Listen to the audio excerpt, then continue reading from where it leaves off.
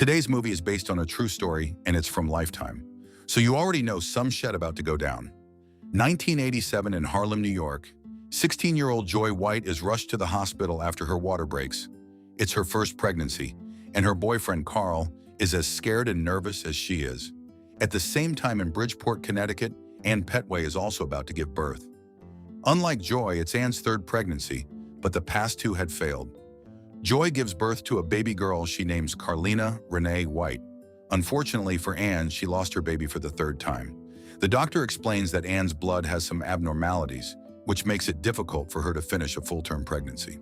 While Joy introduces Carlina to the rest of the family, Ann is still at the hospital. The doctor tells Ann to foster a child or adopt one, but Ann wants her own. So Ann starts to pretend to be a nurse with the intention of abducting a baby. One day, Carlina catches a fever, so Joy and Carl takes her to the hospital. Ann sees the young couple and follows them to the children's ward. Then she convinces Joy to go home and take a rest. Assuming that she's a nurse, Joy believes when Ann says she'll look after Carlina. Carl has to return to work, so he and Joy leave the hospital together. Nah, this is hella dumb. What parent would even do this? Ann waits until no one is around before she grabs Carlina and puts her in a bag. A security guard sees her but just assumes she's one of the nurses. And so, Ann successfully takes the 19-day-old Carlina out of the hospital. When a big back nurse finds out a baby is missing, Joy is called and she's devastated. Detective Dalton from the NYPD says the security cameras are not working that day. He believes that the baby was taken by someone who is pretending to be hospital personnel. That's when Joy remembers the woman she talked to. Unfortunately, she can only describe the woman, but can't give the detective a name. She was black. Detective Dalton shows the wanted poster to the media, and it looks nothing like her. There will be a $10,000 reward for anyone who can give a tip about the baby's whereabouts. Joy pleads for her baby's return, while Carl promises they won't press any charges as long as the baby is safely returned. Meanwhile, Ann has already taken the baby to Bridgeport and introduces her to the family. She calls the child Nedra Nance. Ann's younger sister, Cassandra, says, Where's your daddy, Nedra? "Oh, Cassandra is messy." Cassandra adores the baby and starts to call her Nettie. The abduction of their baby has greatly affected Carl's and Joy's relationship. A year has passed, and there's no progress in the investigation. So Carl and Joy file a $100 million lawsuit against the city. Then Carl confronts Detective Dalton, saying if Carlina was a white girl, they would have found her by now. Ann knows that Carlina's parents are looking for her, but she just ignores all the posters in the news. Her partner is barely present, and his only source of income is selling baby powder. Soon, Joy and Carl open a trust fund for Carlina using the $500,000 settlement they received. They're hoping she'll get to use it when she returns. Joy keeps acting cold towards Carl despite him trying his best. She explains that every time she sees Carl, she remembers her baby girl. By 1993, Nettie's already going to school. Ann takes care of the girl but loses her patience at times. She also uses drugs despite money being tight. Ann is a despicable crack whore. Cassandra is worried about her sister, so she tells her to be careful or she'll end up in prison like her partner. Time passes and Nettie learns to keep up with Ann's changing moods. The detective handling the case has already retired, but Joy is still looking for her daughter. When Nettie turns 16, Cassandra notices her baby bump. Damn, Akila and the baby. They promise to tell Ann together because they know she'll be angry. Then a birthday party is thrown for Nettie. Ann is strict and doesn't want Nettie hanging out with the boys. While partying, Ann gets angry when she sees Nettie dancing with a boy. Just then, 2 police officers arrive and tell them to take their party inside. Ann insists she's not going in. I'm high on life. I'm high on life. She's clearly high on something. The fight escalates and the officers take Ann to the station. Meanwhile, in New York, Joy also holds a little celebration for Carlina. She and Carl are no longer together, and they both have their own families. Still, Joy and Carl refuse to let go and catch up over the phone. No shade, but Joy kinda giving Octavia Spencer in Ma. A few days later, Cassandra gets hired for a new job. She's moving to Atlanta. Then Nettie finally admits she's pregnant. Instead of being angry, Ann can't wait to be a grandmother. Cassandra then advises Nettie to put the child in the system so they can get help from the state to pay for some of her prenatal care.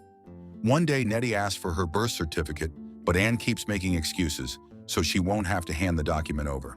So Nettie looks for the certificate herself. As soon as she finds it, she heads to the government office. But the clerk says there's no recorded birth of anyone named Nedra Nance. Then he tells Nettie that the document is forged. So Nettie confronts Anne. Anne finally admits that she is not Nettie's real mother. She says Nettie's mother left her as a baby on their doorstep. Nettie is angry that Anne kept the lie for so long. But Anne insists that she did her best to raise Nettie, and that should mean something. I don't think smoking crack makes you a good mother. Cassandra swears she wasn't aware that Nettie wasn't her real niece. She still loves her no matter what. Then Cassandra finally leaves for Atlanta. Anne knows that Carl and Joy are still looking for Carlina, but she just ignores the news like it's nothing. Soon enough, Nettie gives birth to a baby girl she names Maya Nance. She and Maya move to Atlanta to be near Cassandra. Having run out of ways to look for her real parents, Nettie writes to pre-Ozempic Oprah and asks for help. Time passes by, and in 2010, Maya starts to go to school. Nettie is determined more than ever to find her real parents. She sometimes checks information about missing kids and eventually stumbles on Carlina's baby photo. Not only was Carlina born in the same year and month as her, but she also looks like her and Maya when they were babies. But the information says Carlina went missing in a hospital in Harlem, and Cassandra says Anne is not capable of abducting a child. Still, Nettie reaches out to the Center for Missing and Exploited Children. She gives them necessary information and a recent photo. Age progression is used on Carlina's photo, and it's a match on the one Nettie gave. The center immediately notifies Joy, and Joy quickly delivers the news to Carl. Even though they are overjoyed, they want to make sure it's Carlina, so they have agreed to a DNA test. Nettie wants to know the truth about how Anne got her. So during one of Anne's visits, she decides to ask her again. She promises not to get angry as long as Anne tells her the truth. However, Anne says Nettie's mother was a drug addict. Your mama was a crack hoe. You was a crack baby. And Anne says she did Nettie a favor by adopting her.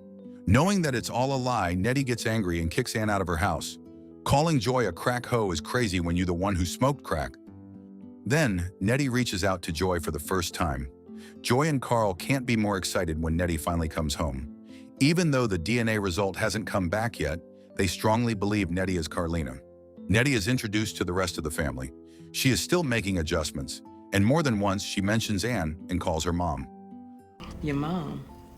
Oh, Joy really about to turn into Ma. Later that night, Nettie talks to her half-sister Tina and admits that Anne has two sides. Apparently, one time Anne hit her with a shoe on her face.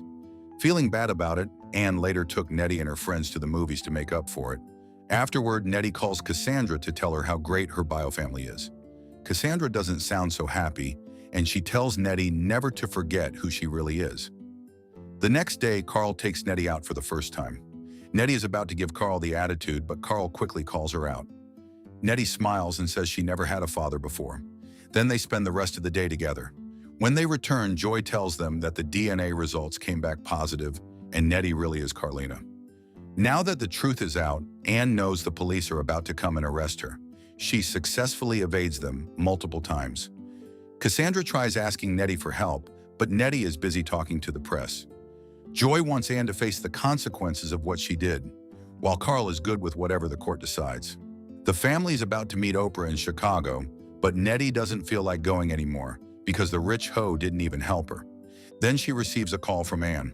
Anne wants to explain herself, but Nettie doesn't want to listen to her cracker stories anymore.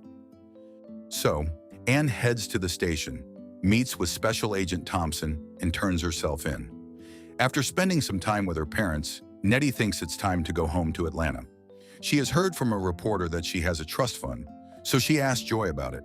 She thinks of using the money to start over and buy a house near Joy. Unfortunately, the trust fund dissolved when Nettie turned 21. The money is now all gone because Joy and her family used it for Joy's wig collection. After that argument, Nettie returns to Atlanta with Maya. Cassandra tries convincing Nettie to talk to Anne, but Nettie refuses. Nettie now wants to be called Carlina, and Cassandra is flabbergasted. One day, Cassandra visits her sister in prison. She scolds Anne and reminds her that she stole Nettie from her actual parents. Anne is worried because if she gets convicted of the crime, she could get 25 years to life in prison. During the trial, the two mothers give each other death stares. Anne pleads not guilty. Joy is confused and she keeps trying to reach Nettie, but Nettie is not answering. Anne also tries reaching out, but doesn't receive a reply from Nettie. Soon enough, Joy and Carl give an interview. There, Joy says that Nettie had a hard time coping because everything is new to her. She adds that Nettie changed when she found out that the trust fund was all gone. Oh, this mother is a hoe too, tarnishing her daughter's public image. Joy refers to Nettie as Carlina all the time. After watching the interview, Nettie decides to change her phone number since Joy assumes Nettie is just after the money. When Cassandra visits, Nettie admits to changing her phone number. She says she doesn't know whether to live as Nedra or as Carlina, so Cassandra reminds Nettie that she can always live a future unaffected by her past. After that, Nettie visits Joy again. This time, Joy explains that if she were to go back in time, she wouldn't have spent the trust fund. But Nettie is not after the money. She was just disappointed that Joy didn't tell her about it before. Then Nettie explains that she just can't leave her past and be Carlina. She's not yet ready for that, and then she admits that she's been waiting to find her real parents for a long time. Then as a gift, Joy gives Nettie her real birth certificate. Soon after, Joy visits Anne in prison. Instead of apologizing, Anne says Joy should be thankful that someone already did the hard work in raising Nettie. Then Anne cries and says she already lost 3 babies and she needed Nettie in her life. Joy is furious, and she says she wasn't there to watch her daughter grow up. Anne says she never had anyone to love her back, and Nettie was the only one. Ingenue Ellis-Taylor gives one hell of a performance, but since this is a Lifetime movie, no one cares. During the next court hearing, Anne admits that she did go to Harlem Hospital and took a baby and raised her as her own. Then she finally pleads guilty.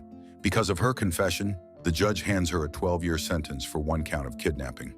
Carl and Joy aren't happy with the judge's decision, but they decide to just accept it. One day, Nettie decides to visit Anne, and I just know a white woman was responsible for her wigs.